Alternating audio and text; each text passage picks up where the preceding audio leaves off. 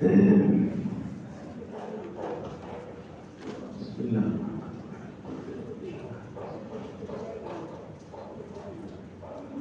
السلام علیکم ورحمۃ اللہ وبرکاتہ.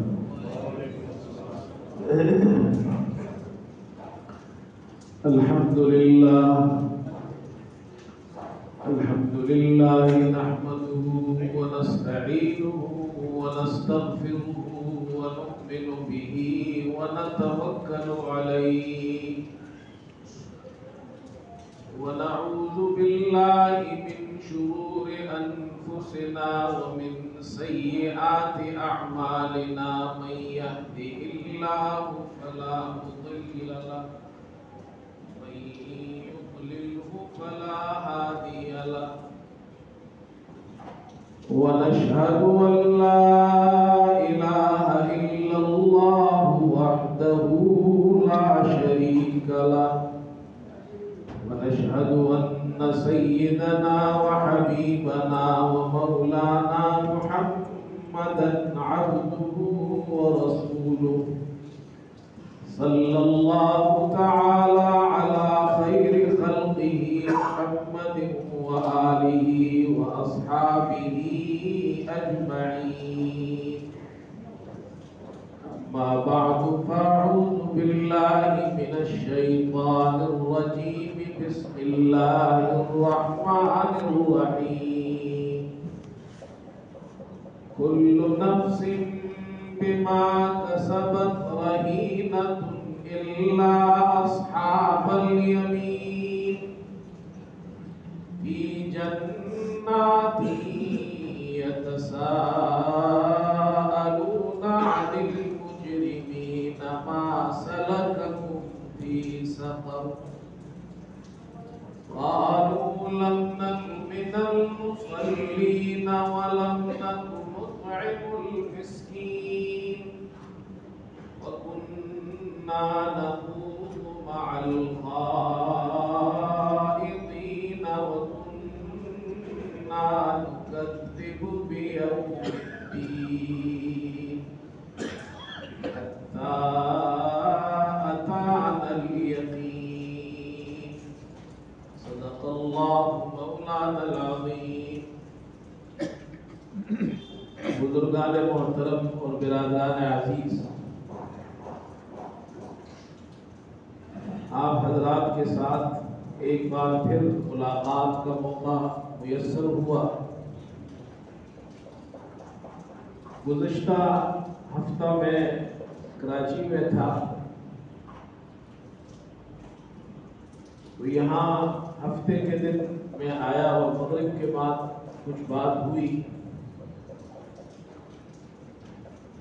اس کے بعد پھر میں کراچی سے چلا گیا سفر پر. ہمارے زاہد بھائی اللہ ان کو جزائے خیر دے، ملاقات کا وسیلہ یہ بنے ہیں. انہوں نے یہ مجھ سے اپنی خواہش کا اظہار کیا کہ آپ جمعے کے دن یہاں مسجد میں آ کر بیان کریں. میں صرف بیان کے لیے آیا ہوں اور جمعے کے بعد میری واپسی ہے. آپ حضرات کی محبت مجھے یہاں کھینچ کر لائی ہے. مکہ مسجد سے تو میرا جو قلبی تعلق ہے، میں نے گزشتہ بیان میں بھی آپ سے بیان کیا تھا کہ دنیا نے بہت ترقی کی ہے، سائنس نے بہت ترقی کر لی ہے، لیکن اب تک کوئی ایسی ایجاد، ایسی کوئی مشین ایجاد نہیں ہوئی کہ قلبی احساس کو جان سکے کہ یہ انسان اپنے دل میں کتنا خوش ہے. بس وہ محسوس کی جا سکتی ہے، اس احساس کو ظاہر نہیں کیا جا سکتا ہے. بہرحال دین سے تعلق، مسجد سے تعلق، یہ بہت بڑی چیز ہے. آج کا جو اجتماع ہے یہ جمعے کا اجتماع ہے. ہر جمعہ بیان ہوتا ہے، دین کی بات بیان ہوتی ہے. میں یہ سوچ رہا تھا کہ کون سی بات آپ کے سامنے بیان کی جائے. اسلام کو آپ اول سے آخر تک دیکھیں، پورا کا پورا اسلام، کمپلیٹ اسلام، یہ اللہ تعالیٰ کی بہت بڑی نعمت ہے، اور اسلام کا کوئی حصہ بھی بیان کرے اس میں ہمارے لیے ہدایت ہے۔ فارسی کا ایک شاعر کہتا ہے، فرمایا کہ سے فرد تاب قدم ہر کجا کے مینا گرم، وہ اپنے محبوب کی تعریف کرتا ہے لیکن در حقیقت دیکھا جائے تو یہ اسلام کی تعریف ہے۔ سے فرد تاب قدم ہر کجا کے مینا گرم، سے فرد تاب قدم ہر کجا کے مینا گرم، کرشمہ دامان دل بھی کشد کے جائی جاست۔ کہتا ہے فرق، یہ مانگ کو کہتے ہیں، سر کے اندر جو مانگ ہوتی ہے اس کو فرق کہتے ہیں۔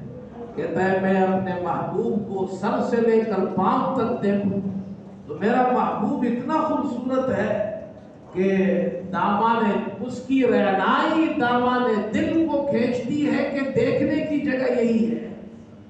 لیکن یہ اس محبوب کی تعریف نہیں، یہ در حقیقت اسلام کی تعریف ہے۔ اسلام کو اول سے آخر تک دیکھے، جس جگہ کو بھی دیکھیں گے آپ کو تو وہ آپ کو خوبصورت ہی نظر آئے گی، کہ اللہ نے اسلام میں خوبصورتی رکھی ہے۔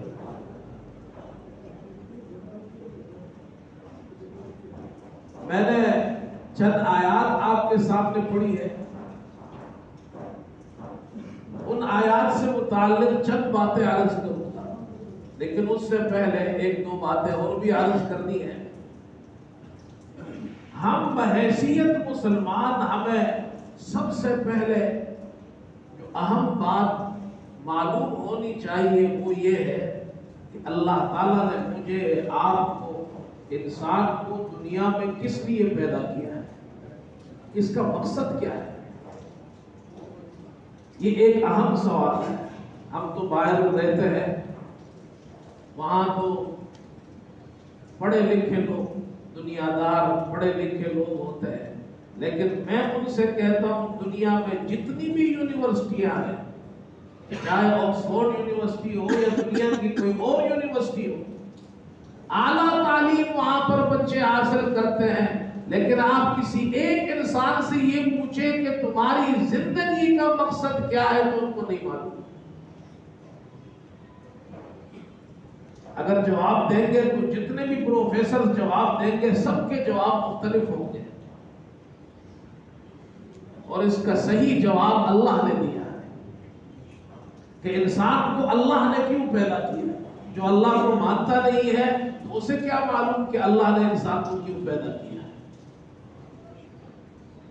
یہ چار باتیں یاد رکھیں۔ دنیا کے اندر جتنی بھی چیزیں ہیں، کسی بھی چیز کو آپ دیکھیں اس میں آپ کو چار باتیں نظر آئیں گی۔ ایک یہ کہ وہ چیز، اس کا مادہ کیا ہے، کس چیز سے وہ بنی ہے، میٹیریل کیا ہے اس کا۔ دوسرا یہ کہ اس کی صورت کیا ہے، کس شکل میں ہے۔ تیسری چیز یہ کہ اس کا بنانے والا کون ہے، اور چوتھی چیز یہ ہے کہ اس کا مقصد کیا ہے، کیوں بنائی گئی۔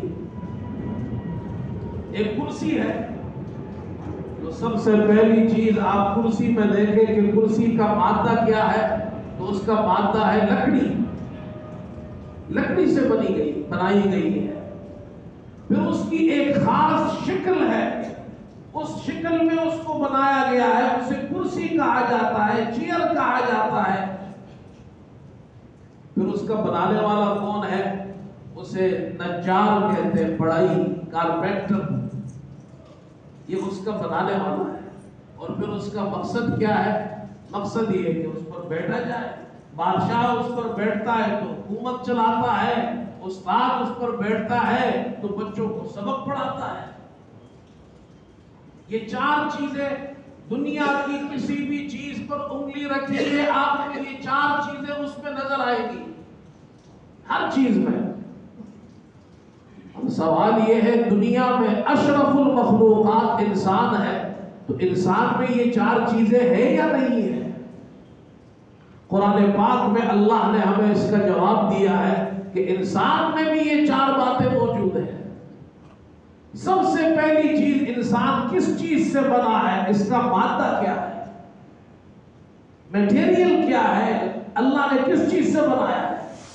تو سورہ مومنون میں اللہ تعالیٰ ارشاد فرماتے ہیں وَلَقَدْ خَلَقْنَا الْإِنسَانَ مِنْ سُلَالَةٍ مِّن طِينٍ، ہم نے انسان کو مٹی کے خلاصے سے پیدا کیا ہے۔ حضرت آدم علیہ السلام کو اللہ نے مٹی سے پیدا کیا۔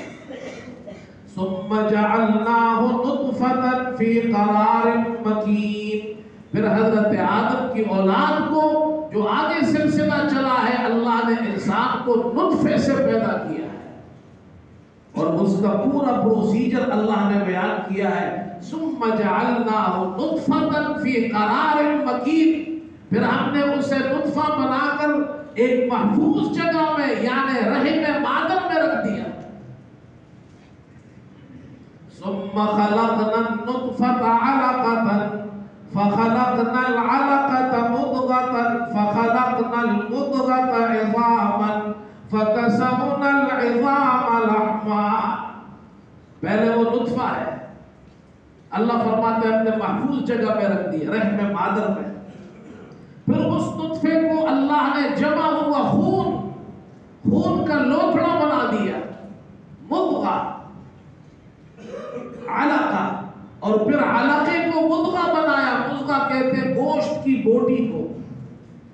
پھر اللہ نے اس کو ہڈیاں بنا دی۔ فَكَسَوْنَا الْعِظَامَ لَحْمًا، پھر ان ہڈیوں پر اللہ نے گوشت کو پہنا دیا، گوشت کو چڑھا دیا۔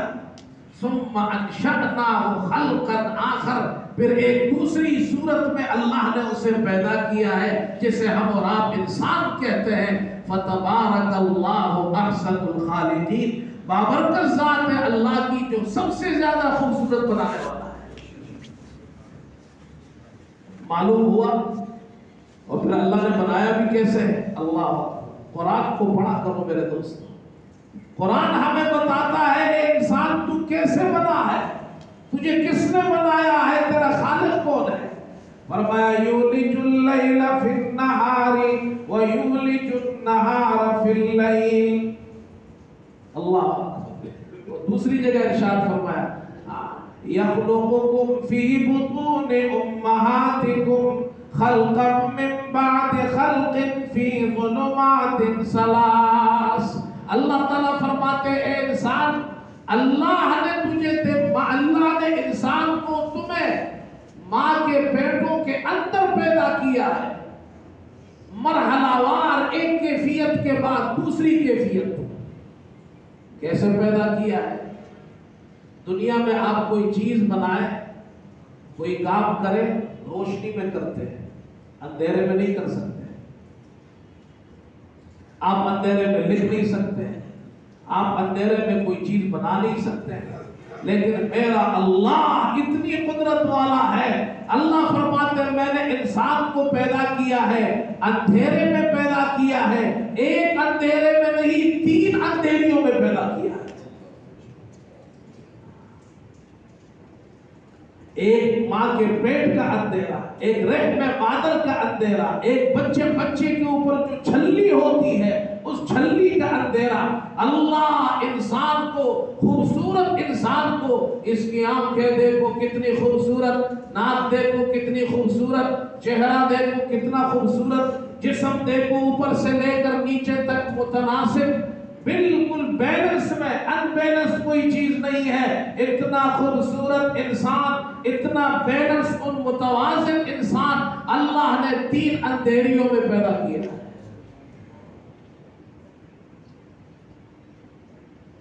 یہ ہو گیا مادہ کیا ہے۔ دوسری چیز، اس کی صورت کیا ہے، اس کا شکل کیا ہے۔ اللہ تعالیٰ قسمیں کھا کر فرماتے ہیں، فرمایا والتین والزیتون وطور سینین وہذا البلد الامین۔ انجیر کی قسم، زیتون کی قسم، پھلوں میں یہ 2 بابرکت پھل ہیں، اور بعض علماء کہتے ہیں مراد اس سے ملک شام ہے، فلسطین ہے، جہاں اللہ نے بہت سے انبیاء کو بھیجا ہے۔ وہ تور سینین یا تور سینا، حضرت موسیٰ علیہ السلام جس پہاڑ پر تشریف لے گئے وہ بھی بابرکت ہے۔ وَهَذَا الْبَلَدِ الْأَمِينَ، بلد الامین مکہ، جہاں محمد صلی اللہ علیہ وسلم پیدا ہوئے وہ بھی بابرکت ہے۔ اللہ 4 برکت والی چیزوں کی قسم کھا کر ارشاد فرماتا ہے لَقَدْ خَلَقْنَا الْإِنسَانَ فِي أَحْسَنِ تَقْوِيمٍ، ہم نے انسان کو خوبصورت سانچے میں ڈالا ہے، اس سے زیادہ خوبصورت کوئی مخلوق اللہ نے نہیں بنائی ہے۔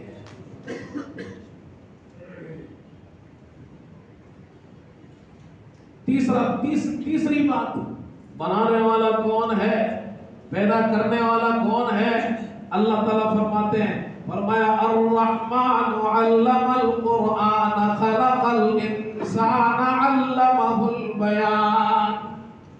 اللہ الرحمن سب سے بڑا مہربان، علم القرآن جس نے سکھایا قرآن، خلق الانسان جس نے پیدا کیا انسان، علمہ البیان سکھایا اسے بیان۔ یہ جو گفتگو ہم کرتے ہیں یہ بھی اللہ کی نعمت ہے، جانور نہیں کر سکتے۔ یہ اللہ ہے جس نے انسان کو پیدا کیا۔ 3 باتیں ہو گئی، چوتھی بات اللہ نے کیوں پیدا کیا ہے؟ کھانے کے لیے پیدا کیا، جانور ہم سے زیادہ کھاتے ہیں۔ گھر بنانے کے لیے پیدا کیا، چونٹی بھی اپنا گھر بناتی ہے، اگر آپ اس کے گھر کو دیکھیں تو حیران رہ جائیں گے۔ اللہ نے چونٹیوں کو کون سی ایسی سمجھ دی ہے کہ جو اپنے لیے ایک محل بناتے ہیں۔ کون سی انجینئرنگ چونٹیوں نے پڑھی ہے۔ پرندے بھی گھونسلہ بناتے ہیں۔ انسان کو کس لیے بنایا؟ روٹی کھانے کے لیے، گھر بنانے کے لیے، کس لیے بنایا؟ یہ ضرورتیں ہیں ہماری۔ مقصد کیا ہے؟ اللہ فرماتے ہیں آؤ قرآن دیکھو تمہیں اللہ نے کیوں پیدا کیا ہے۔ فرمایا وَمَا خَلَقْتُ الْجِنَّ وَالْإِنسَ إِلَّا لِيَعْبُدُونَ۔ اللہ فرماتے ہیں میں نے جنات کو، انسان کو اپنی بندگی کے لیے پیدا کیا ہے۔ بندگی اور چیز ہے۔ بندگی کا معنی ہے تم سب اللہ کے غلام ہو۔ یہ تو اللہ کا شکر ہے ہاں کہ اللہ نے ہمیں یہ چھوٹ دی ہے کہ ہم کہتے ہیں میں اس گھر کا مالک ہوں، میں اس گاڑی کا مالک ہوں۔ غلام کسی چیز کا مالک نہیں ہوتا۔ غلام اس کو کہتے ہیں وہ اپنے نفس کا بھی مالک نہیں ہوتا۔ ہم اللہ کے غلام ہیں، اللہ کے غلام ہے۔ غلام کا کام کیا ہے؟ اپنی آقا کے ہر بات کو ماننا۔ جو اللہ کی بات مانتا ہے، اللہ کے رسول کی بات مانتا ہے، وہ غلام ہے، مسلمان ہے۔ جو اللہ کی نہیں مانتا، اللہ کے رسول کی نہیں مانتا، وہ اللہ کا فرما بردار نہیں، وہ رسول کا بھی فرما بردار نہیں۔ پکا مسلمان وہ ہے جو اللہ کی مانتا ہے۔ ہم اللہ کے ماننے والے غلام ہیں۔ جو چیز اپنے مقصد سے ہٹ جائے وہ ختم ہو جاتی ہے۔ دیکھو بھینس دودھ دیتی ہے، بھینس دودھ دینا بند کر دے تو بھینس والوں سے پوچھو تو وہ اسی بھینس کو جس کی ہر روز خدمت کرتے ہیں جب تک وہ دودھ دیتی ہے۔ جس دن دودھ دینا بند کیا وہی بھینس والے اس بھینس کو لٹا کر بسم اللہ اللہ اکبر کہہ کر اس کو ذبح کرتے، اس کا گوشت کھاتے ہیں۔ درخت جب تک پھل دے تو باغبان اس درخت کا خیال رکھتے ہیں، لیکن جب درخت سوکھ جائے اور وہ پھل دینا بند کر دے وہی باغبان اسے اپنے ہاتھ سے کاٹ کر اس کے ٹکڑے ٹکڑے کر کر پھر اسے جلانے میں استعمال کرتے ہیں۔ انسان جب تک اپنے مقصد میں ہے تو یہ پوری دنیا اس کی خدمت میں لگی ہوئی ہے۔ جس دن مسلمان نے اپنا مقصد چھوڑ دیا کہیں اس کو ذبح کیا جائے گا، کہیں اس کو جلایا جائے گا۔ اب تو لوگ پوچھتے ہیں مسلمان کیوں ذبح ہو رہے ہیں، مسلمان کیوں جل رہے ہیں؟ یہ ہماری کمزوری ہے، ہماری کمزور مقصد سے ہٹ گئے۔ مقصد پہ آ جاؤ، مقصد پہ آئیں گے اللہ زمین سے لے کر آسمان تک ہر چیز کو ہمارے لیے اللہ غلام بنا دے گا۔ ہم اللہ کے غلام نہ بنے اور ہم کہے دنیا ہماری غلام بن جائے، ایسا نہیں ہو سکتا ہے۔ یہ مار اسی لیے کھا رہے ہیں ہم، میرے دوستو، ہم اللہ کے غلام ہیں۔ غلامی پر آئیں گے تو کامیابی ہے ہماری، جب غلامی اللہ کی چھوڑیں گے ہماری ناکامیابی ہے اس میں۔ اب اللہ کی غلامی کیسے کرے؟ بہت آسان ہے۔ اللہ نے کسی چیز سے منع نہیں کیا، حلال کماؤ، حلال کمانے سے منع نہیں، حرام مت کماؤ، جھوٹ مت بولو، سچ بولو، دھوکہ مت دو، ملاوٹ مت کرو، رشوت دو بھی مت، رشوت لو بھی مت، سودی کاروبار مت کرو، حرام مت کھاؤ، حرام مت کھلاؤ، معاملات ٹھیک رکھو۔ اللہ نے کس چیز سے منع کیا؟ کھاؤ پیو، حلال کماؤ، گھر بناؤ، لیکن حلال طریقے سے، ناجائز طریقے سے نہیں۔ میرے دوستو، پہلا سبق یہ ہے میرے لیے، آپ کے لیے، ہم اللہ کے غلام ہیں، ہم آزاد نہیں ہیں۔ آج دنیا میں نعرہ لگ رہا ہے ہر انسان آزاد ہے، فریڈم، فریڈم کا نعرہ لگ رہا ہے، فریڈم فریڈم فریڈم۔ مسلمان فری نہیں ہے، مسلمان آزاد نہیں ہے، مسلمان اللہ کا غلام ہے۔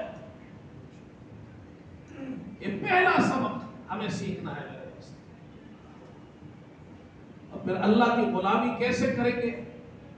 اللہ کے غلاموں کے ساتھ بیٹھیں گے تو ہم بھی غلام بنیں گے، نیک لوگوں کے ساتھ بیٹھیں گے، نیک لوگوں کی صحبت میں بیٹھیں گے، مسجد آئیں گے، یہاں اللہ کے نیک بندے ہیں یا فرشتے آتے ہیں، اس ماحول میں بیٹھیں گے، اللہ تعالیٰ وہ جذبات پیدا کرے۔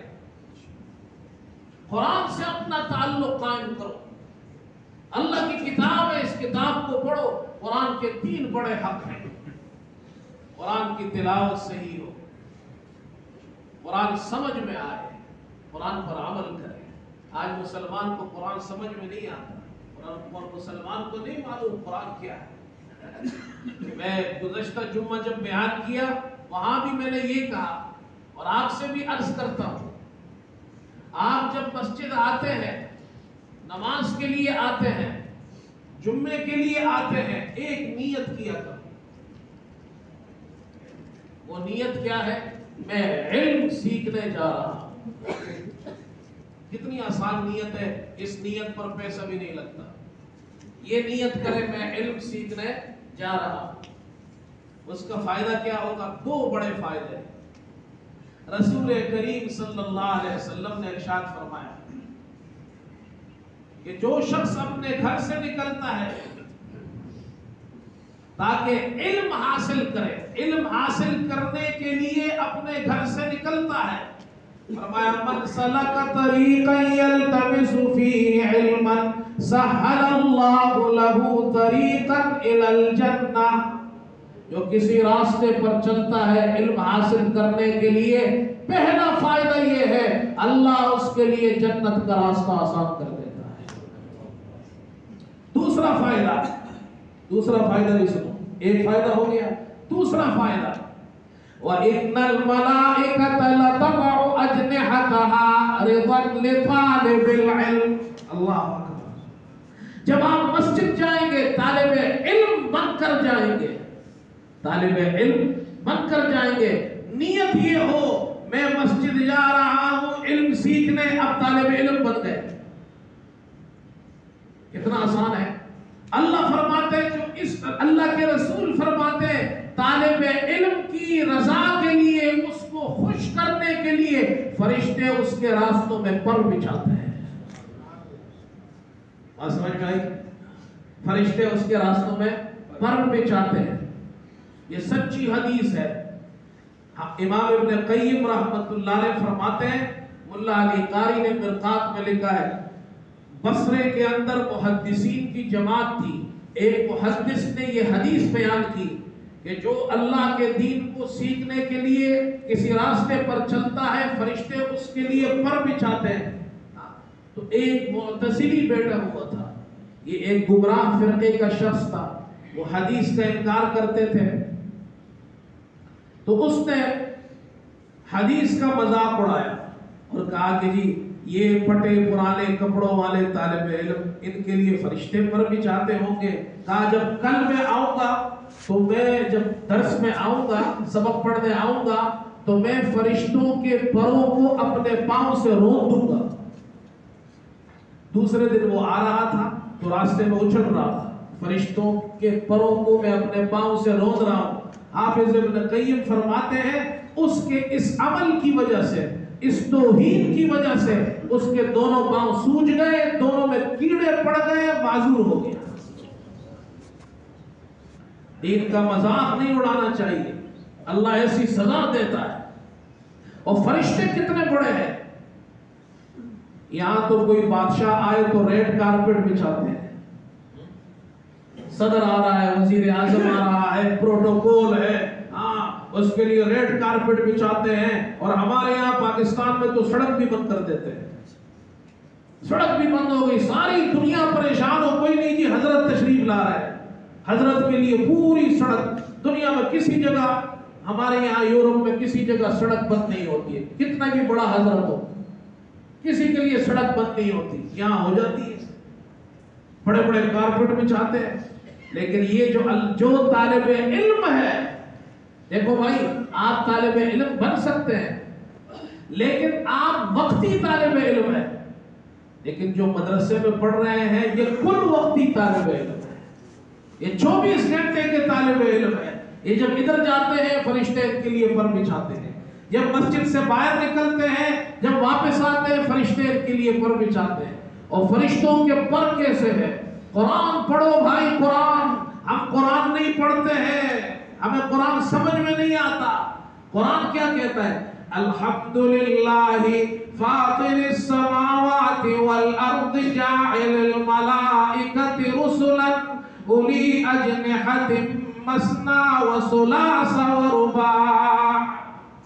اللہ ہمیں بتاتے ہیں فرشتوں کے پر کیسے ہیں. تمام تعریفیں اللہ کے لیے، زمین و آسمان کا پیدا کرنے والا، جاعل الملائکۃ رسلا.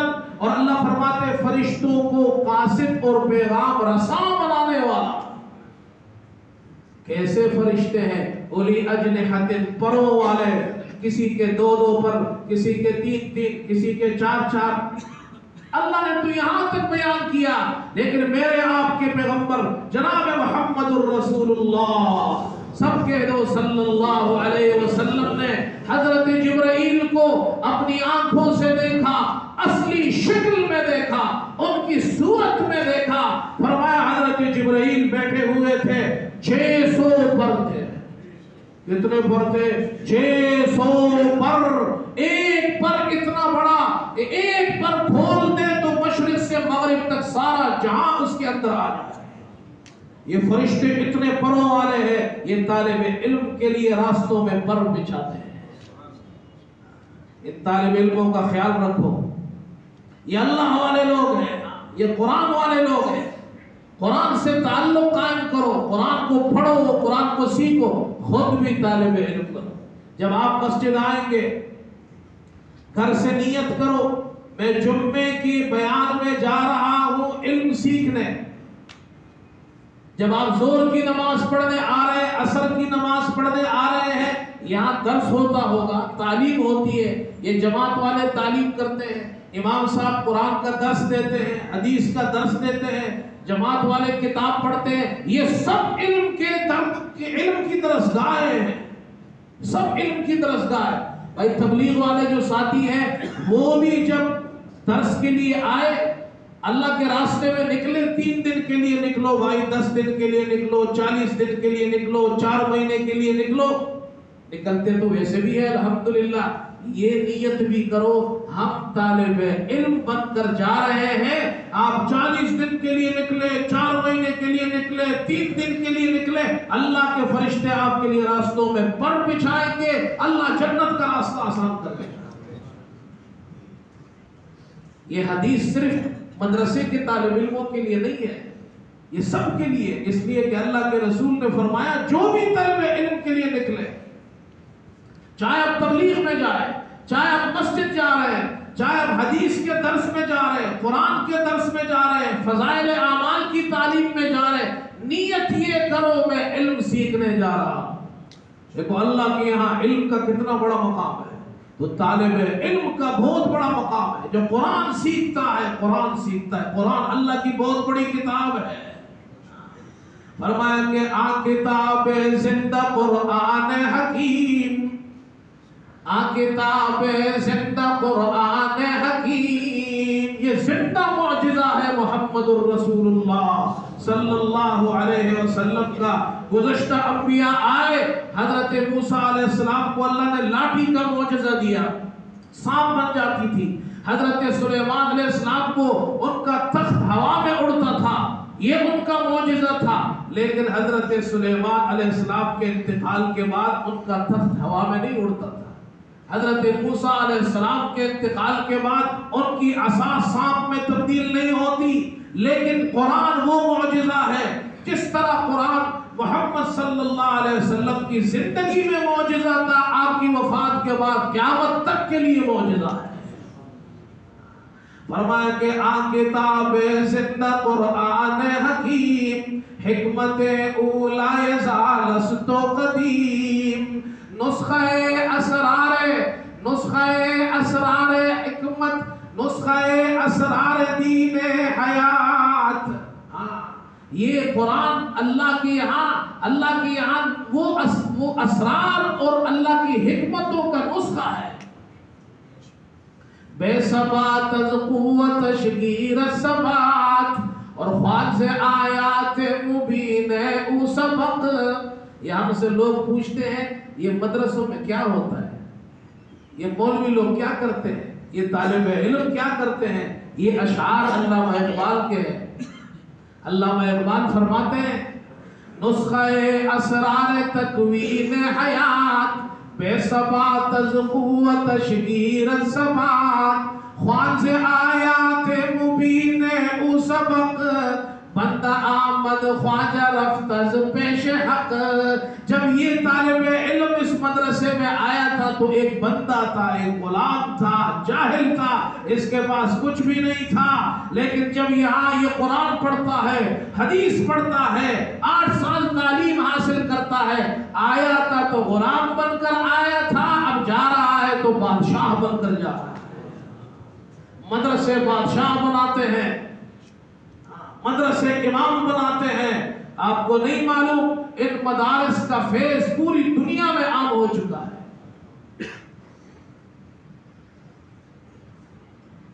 ہمارے یہاں، میں انگلینڈ میں ہوتا ہوں، ہمارے یہاں آج سے 30 سال پہلے، 35 سال 40 سال پہلے رمضان آتا تھا، حافظ صاحب نہیں ہوتے تھے سنانے کے لیے، تراویح کے لیے.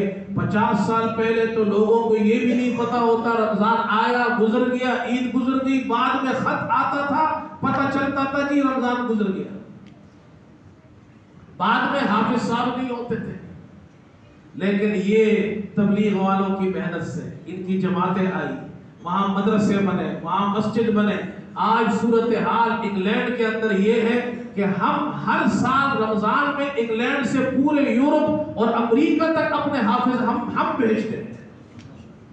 ہمارے ایک دوست ہے کارڈف کے اندر، ان کی مسجد کے اندر انہوں نے مجھ سے یہ خود کہا، ہمارے ان ایک مسجد کے اندر رمضان کے اندر جو قرآن سناتے ہیں، ایک صف کے اندر 20 حافظ کھڑے ہوتے ہیں.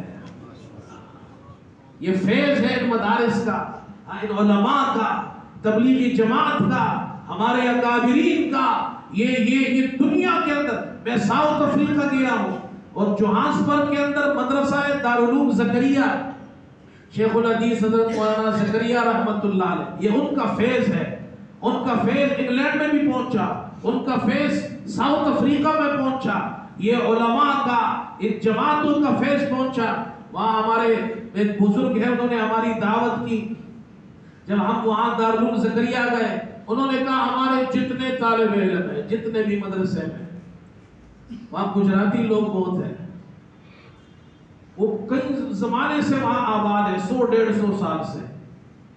انہوں نے کہا صرف یہ گجراتی نہیں، ہندوستان والے نہیں، جو افریقی طالب علم ہے، اب جن کی زبان انگلش ہے یا افریقی ہے، کہتے ہیں جب دارالعلوم زکریا میں آتے ہیں، عالم بنتے ہیں، ہم ان کو اردو سکھاتے ہیں، وہ سب اردو بولتے بھی ہیں، اردو لکھتے بھی ہیں۔ پاکستان والوں نے اردو چھوڑ دی۔ ہمارے یہاں بچوں کو انگلش میڈیم سکول کے بچوں کو اردو لکھنا نہیں آتی ہے، اپنی زبان نہیں آتی ہمیں، ہمارے بچوں کو نہیں آتی، ہم فخر محسوس کرتے ہیں انگلش بولنے میں۔ ٹھیک ہے، انگلش تعلیم حاصل کریں، ٹھیک ہے، انگلش میں بات کرنا منع نہیں، ہم بھی کرتے ہیں، وہاں بیان بھی کرتے ہیں، لیکن اپنی زبان، اپنے ملک کی زبان کیوں نہیں آتی ہمارے بچوں کو؟ اردو کیوں نہیں آتی لکھنا؟ اردو زبان میں نہیں لکھتے ہیں، وہ انگریزی حروف میں لکھتے ہیں۔ یہ حال ہے۔ اور ڈیوزبری کے اندر انگلینڈ میں جو مدرسہ ہے، وہاں برٹش بورن بچے ہمارے مسلمان بچے ڈیوزبری میں اردو زبان میں تعلیم حاصل کرتے ہیں۔ اپنی زبان، اپنے ملک، اپنی زمین پر فخر کرنا چاہیے مسلمان کو۔ آج ہمارے، اور یاد رکھو، جو قوم اپنی زبان چھوڑ دے اس کی شناخت ختم ہو جاتی ہے، اس کی اپنی کوئی شناخت باقی نہیں رہے گی جو اپنی زبان چھوڑ دے۔ آپ اعلیٰ تعلیم حاصل کریں، انگریزی کی تعلیم بھی حاصل کریں، جو مدرسے میں طلبہ پڑھتے ہیں وہ بھی انگلش کی تعلیم حاصل کریں، عربی زبان آنی چاہیے، انگلش آنی، لیکن سب سے پہلے ضروری ہے آپ کو اپنی زبان آنی چاہیے۔ آپ انگلینڈ آ جائیں، جتنے بورڈ ہیں وہ انگلش میں لکھے ہوں گے۔ یہ انگلینڈ کے بالکل بازو میں فرانس ہے، ہم 2-2.5 گھنٹے بعد فرانس میں ہوتے ہیں۔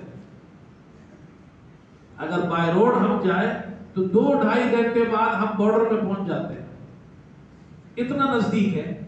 لیکن جیسے ہی آپ 2-2.5 گھنٹے بعد فرانس میں داخل ہوں گے، ادھر آپ کو 2 گھنٹے پہلے ہر چیز انگلش میں نظر آئے گی لکھی ہوئی، اور وہاں جیسے ہی داخل ہوں گے کوئی بھی چیز انگلش میں نظر نہیں آئے گی، سب فرینچ میں لکھی ہوئی ہے۔ وہ آپ سے انگلش میں بات بھی نہیں کرے گا، اس کو انگلش آئے گی پھر بھی نہیں کرے گا آپ سے بات۔ ہمیں کیا ہو گیا؟ میں تعلیم کے خلاف نہیں ہوں، تعلیم کے خلاف نہیں ہوں، اچھی تعلیم حاصل کرے، اعلیٰ تعلیم حاصل کرے، لیکن اپنی زبان کیوں نہیں آتی؟ اپنے ملک کی زبان پر ہمیں فخر کیوں نہیں ہے؟ اپنے اسلام پر فخر کیوں نہیں ہے؟ اب الٹا نظام چل رہا ہے۔ آپ انگلینڈ میں آئیے، مسلمانوں کا حال دیکھیں، وہاں یونیورسٹیوں کے اندر ہماری بچیاں سکارف پہن کر جاتی ہے، مسلمان بچیاں، اکثریت آپ کو سکارف میں نظر آئیں گی۔ لندن کے اندر ایک بچی جو حجاب کرتی تھی، یونیورسٹی میں حجاب کرتی تھی، اس کو کہا گیا کہ حجاب اتار کر آیا کرو، ہمیں شناخت میں تکلیف ہوتی ہے۔ اس نے کورٹ میں کیس کر دیا، اور وہ بچی کیس جیت گئی، اور وہ اسی طرح حجاب میں یونیورسٹی جاتی تھی۔ ہمارے بچے داڑھیوں کے ساتھ یونیورسٹی میں جاتے ہیں، ہماری بچیاں سکارف کے ساتھ وہاں بڑی بڑی کمپنیوں میں کام کرتی ہیں۔ یہ تو فخر کی چیز ہے، وہاں بچے قرآن پڑھ رہے ہیں، دین کا علم بھی حاصل کر رہے ہیں، یہاں ہم مسلمان ہو کر الٹے چل رہے ہیں۔ ہمیں کیا ہو گیا بھائی؟ کون سی دنیا میں پہنچ گئے ہم؟ ترقی اس چیز کا نام نہیں ہے میرے دوستو، ترقی ہے تعلیم سے آتی ہے، ترقی بے حیائی سے نہیں آتی، اپنی زبان کو ترک کرنے سے نہیں آتی، اپنے کلچر کو ترک کرنے سے ترقی نہیں آتی ہے۔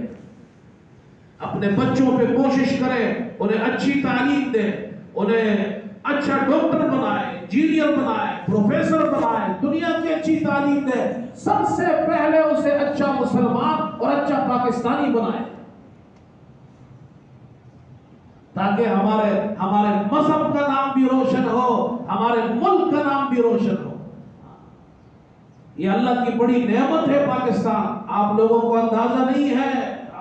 یہ جو مدارس ہے، مساجد ہے، اس کا فیض اللہ نے یہاں سے لے کر پوری دنیا میں عام کر دیا ہے۔ آپ جہاں بھی چلے جائیں، پاکستان کے علماء، ہندوستان کے علماء، بنگلہ دیش کے علماء، یہی مدارس والے علماء آپ کو وہاں ملیں گے۔ یہ جو بچے یہاں تعلیم حاصل کرتے ہیں، فارغ ہوتے ہیں، یہاں سے علماء پھر دنیا میں جا کر دین کا کام کرتے ہیں۔ ان علماء کے ساتھ دو، ان طلباء کا ساتھ دو، اچھے لوگوں کی صحبت ہوگی، قیامت کے دن یہی کام آئیں گے۔ میں ایک واقعہ سناتا ہوں، وقت بھی ختم ہونے والا ہے۔ ہمارے والد صاحب رحمۃ اللہ علیہ نے ہمیں یہ واقعہ سنایا تھا کہ ہمارے یہاں ایک گاؤں میں ایک خان تھا۔ وہاں ہمارے علاقوں میں خان ہوتے ہیں اور بعض جگہوں میں چودھری ہوتے ہیں، یہاں سندھ میں وڈیرے ہوتے ہیں۔ تو خان تو بڑا آدمی ہوتا ہے اپنے علاقے کا، وہاں کا سمجھ لو حکمران ہوتا ہے۔ تو وہاں ایک مسجد میں مدرسہ تھا۔ وہ جو خان صاحب تھے ان طالب علموں کے لیے خود کھانا گھر سے پکا کر لے جاتے تھے۔ طالب علم تو طالب علم ہوتے ہیں، آزاد مخلوق ہوتی ہے، کوئی فکر غم نہیں ہوتا طالب علموں کو، اس لیے کہ یہ تو اللہ کے راستے میں نکلے۔ اللہ ان کا خوب جناب کیا ہے، اللہ نے ایسے انتظامات کیے، مزوں میں رہتے ہیں، کھانے کو ملے تو بھی خوش، کھانا نہیں ملے تو بھی خوش۔ تو طالب علموں نے اس خان کا نام رکھ دیا بیل۔ بیل جانتے؟ بیل رکھ دیا اس کا نام، بل، جس کو انگریزی میں بل کہتے ہیں، بیل۔ جب وہ خان آتا تھا کہتا ہے ہمارا بیل آ گیا۔ خان صاحب کھانا لیٹ ہو گیا تو کہتے تھے ابھی تک ہمارا بیل نہیں آیا، تو اس کا نام رکھ دیا بیل۔ خان صاحب کو کسی نے کہا آپ ان طلبہ کی اتنی خدمت کرتے ہیں اور انہوں نے تو آپ کا نام بیل رکھا ہوا ہے۔ اس کو غصہ آیا، اس نے کہا آج میں رات کو کھانا نہیں لے جاؤں گا۔ بیوی نے کھانا تیار کیا، اس نے کہا نہیں مجھے نہیں لے جانا کھانا آج۔ رات کو وہ سو گیا، خان صاحب سو گئے تو اس نے خواب دیکھا، اور خواب میں یہ دیکھا کہ قیامت کا دن ہے، افراتفری ہے، نفسا نفسی ہے، اور پلے صراط ہے، پلے صراط پر لوگ جا رہے ہیں، کچھ پار ہو گئے، کچھ نیچے جہنم میں گر رہے ہیں۔ اس نے دیکھا، جو ہمارے خان صاحب نے دیکھا، جو مسجد کے طالب علم ہیں وہ جس طرح وہاں اچھلتے کودتے ہیں اسی طرح پلے صراط پر بھی کھیل رہے ہیں، اچھلتے کودتے جا رہے ہیں۔ ایک طالب علم نے پیچھے دیکھا تو ساتھیوں سے کہا رک جاؤ رک جاؤ، ہمارا بیل بھی کھڑا ہے۔ تو ایک ہو گیا اور اب کہتے ہیں بیل کو بھی ساتھ لے جاؤ، تو خان صاحب کا ہاتھ پکڑا اور پورے صراط سے اسے بھی پار کر دیا۔ اب خان صاحب جب بیدار ہوئے، پسینہ پسینہ ہے، بیوی کو اٹھایا، جلدی جلدی کھانا تیار کیا، کھانا رکھا۔ طالب علم تو انتظار کر رہے تھے، کھانا لایا، ان سے کہا بھائی طالب علموں کھانا کھاؤ، تم چاہے مجھے بیل کا ہو، مجھے بھینس کا ہو، بس مجھے پورے صراط سے پار کروا دیں۔ یہ اللہ والے لوگ ہیں بھائی۔ مسجد سے تعلق رکھو میرے دوستو، قرآن سے تعلق رکھو، پھر چاہے آپ اپنی فیکٹری میں ہو، آپ اپنے مل میں ہو، آپ اپنی زمین میں ہو، آپ اپنی جھونپڑی میں ہو، آپ بادشاہ ہیں۔ تبلیغ والوں کے ساتھ بیٹھا کرو، یہ موبائل مدرسے ہیں، چلتے پھرتے مدرسے ہیں، وقت ملے تو ان کے ساتھ وقت لگایا کرو۔ عراقی ایک شاعر گزرا ہے، میں نصیحت اس میں نصیحت آموز باتیں وہ سناتا ہوں، اس لیے کہ میں وقت نہیں ہے تو وہ اشعار میں بات جلدی سمجھ میں آ جائے گی، وقت بھی کم لگے گا۔ عراقی بہت بڑا شاعر گزرا ہے، وہ کہتا ہے سنما رہے قلندر سزدر بمن نمائی، سنما رہے قلندر سزدر بمن نمائی، کہ دراز دور دیدم رہو رسم پارسائی۔ وہ کہتا ہے کہ قلندری والا راستہ میرے لیے مناسب ہے، پارسائی والا راستہ تو بہت لمبا اور طویل ہے۔ قلندر اس کو کہتے ہیں جو سب کچھ چھوڑ چھاڑ کر بس اللہ والا ہو جائے۔ بھئی ہم تو ایسے قلندر نہیں بن سکتے ہیں، ہم تو کمزور لوگ ہیں۔ اب تو قلندر کوئی اور معنی میں لوگ استعمال کرتے ہیں نا بھائی، لیکن اصل قلندر اس کو کہتے ہیں جو اللہ والا ہو۔ سنما رہے قلندر سزدر بمن نمائی کہ دراز دور دیدم رہو رسم پارسائی بزمی چو سجدہ کردم زی زمین دا برآمد کہ مرا خراب کر دی تو بسجدہ ریائی میں نے جب زمین پر سجدہ کیا تو زمین مجھ سے کہنے لگی اے انسان تو نے ریا والے سجدے سے مجھے گندہ کر دیا. نماز کیسی پڑھو جب زمین پر سر رکھتے ہیں. رسول کریم صلی اللہ علیہ وسلم فرماتے ہیں اقرب ما یکون العبد من ربه وهو ساجد او کما قال علیہ السلام. بندہ جب سجدہ کرتا ہے اللہ کا سب سے زیادہ قریب ہوتا ہے. بطواف کعبہ رفتم بحرم گزر ندادن کہ بیرون درچے کر دی کہ درون خانہ آئی. میں احرام پہن کر حج کرنے عمرہ کرنے بیت اللہ پہنچا. جب میں وہاں پہنچا تو دروازہ بند کر دیا گیا میرے لیے اور مجھ سے کہا گیا تو نے باہر کون سے اچھے کام کیے ہیں جو اندر آ رہا ہے.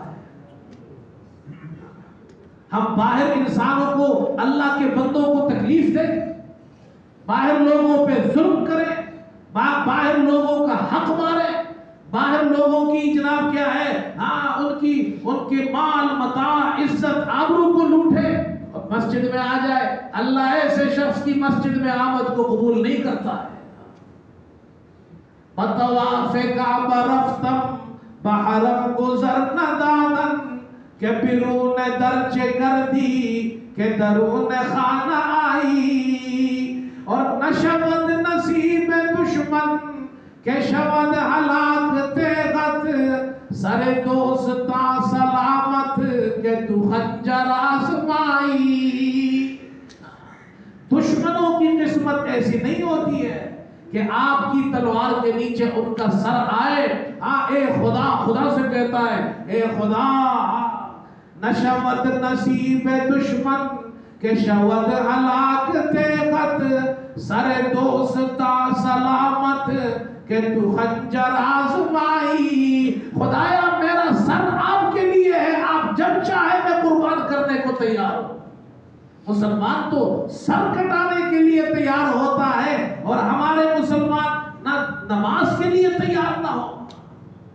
اب وہ آیتیں سنو, وقت تو اتنا ہے نہیں میں اس کی تشریح کروں. نماز بڑی اہم ہے میرے دوستوں, نماز مت چھوڑو. نوجوانوں نماز مت چھوڑو, اس کا حساب بڑا مشکل ہوگا. امام احمد بن حنبل فرماتے ہیں جو شخص نماز چھوڑ دے, نماز نہیں پڑھتا, بلا عذر نہیں پڑھتا ہے, اور یہ حدیث اس حدیث سے استدلال کرتے ہیں ان بین الرجل وبین الشرک والکفر ترک الصلاۃ. نماز انسان اور شرک اور کفر کے درمیان فاصلے کو ختم کرنے والی چیز نماز کو چھوڑ دینا ہے. جب مسلمان نماز نہیں پڑھتا ہے, بلا عذر نماز چھوڑ دیتا ہے, یہ کفر میں داخل ہو جاتا ہے. وہ تو اتنے سخت ہے امام احمد, لیکن جمہور علماء کہتے نہیں, کبیرہ گناہ ہے, کافر نہیں ہوتا, فاسق ہو جاتا ہے. اللہ تعالیٰ قرآن میں کیا کہتے ہیں, فرمایا کل نفس بما کسبت رہینۃ الا اصحاب الیمین. قیامت کا دن آنے والا ہے میرے دوستو, یہ ساری دنیا ہم سب کو جانا ہے یہاں سے. دعا کرو اللہ ایمان کے ساتھ ہمیں لے جائے, ایمان کی موت نصیب فرمائے. خدا کی قسم جو ایمان کلمے کی موت, ایمان والی موت, ایمان کی حالت میں دنیا سے گیا وہ کامیاب ہے, اور جو ایمان کے بغیر گیا وہ کامیاب نہیں ہے. کل نفس بما کسبت رہینہ.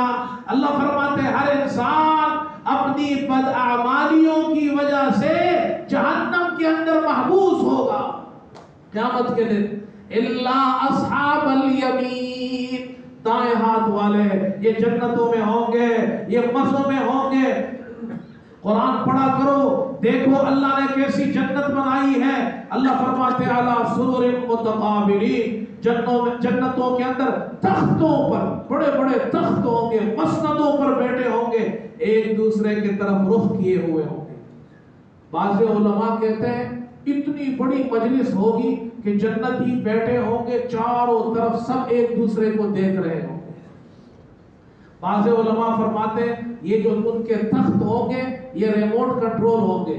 آپ یوں دیکھنا چاہے تو یوں دیکھیں گے, آپ یوں مڑنا چاہے تو تخت یوں مڑ جائے گا. جنتی جنت میں ہوں گے اور وہ آپس میں باتیں کر رہے ہوں گے. فی جناتی یتساءلون عن المجرمین ما سلککم فی سقر. وہ مجرموں سے جہنمیوں سے پوچھیں گے. جہنم تو بہت دور ہوگی, بہت دور, لیکن اللہ جنتیوں کی آنکھوں میں ایسی بصارت عطا فرمائے گا کہ دور سے بھی ان کو جہنمی نظر آ رہے ہوں گے. وہ ان سے پوچھیں گے کس چیز نے تمہیں جہنم میں ڈال دیا, تم آج جہنم میں کیوں ہو؟ تو وہ جواب میں 4 باتیں کہیں گے. یہ 4 باتیں بھی یاد رکھو, شروع میں 4 باتیں بھی یاد رکھو, یہ آخر والی 4 باتیں بھی یاد رکھو. اللہ اور جہنمی کہیں گے قالوا لم نك من المصلين ولم نك نطعم المسكين وكنا نخوض مع الخائضين وكنا نكذب بيوم الدين. پہلی بات, ہم جہنم میں اس لیے ہیں ہم نماز نہیں پڑھتے تھے, بلا وجہ نماز نہیں پڑھتے ہیں. نماز کی جگہ ہر جگہ موجود ہے, ایئرپورٹ پہ نماز کی جگہ ہے, سروسز پہ نماز کی جگہ ہے. یہاں تو پاکستان مسلمانوں کا ملک ہے, مسجدیں ہیں, ہر جگہ نماز پڑھ سکتے ہیں, دفتر میں نماز پڑھ سکتے ہیں, گھر میں نماز پڑھ سکتے ہیں, بلا وجہ نہیں پڑھتے ہیں. قیامت کے دن کہیں گے ہم جہنم میں اس لیے ہم نماز نہیں پڑھتے تھے. وَلَمْ نَكُ نُطْعِمُ الْمِسْكِينَ, مسکین کو نہیں کھلاتے تھے. فضول بحث کرنے والوں کے ساتھ ان کی بحثوں میں بیٹھے رہتے تھے, قیامت کے دن کا انکار کرتے تھے. یہ 4 باتیں ہیں, یہ شروع والی 4 باتیں بھی یاد رکھو, آخر والی بھی یاد رکھو. اللہ مجھے آپ کو سب کو عمل کی توفیق عطا فرمائے. وآخر دعوانا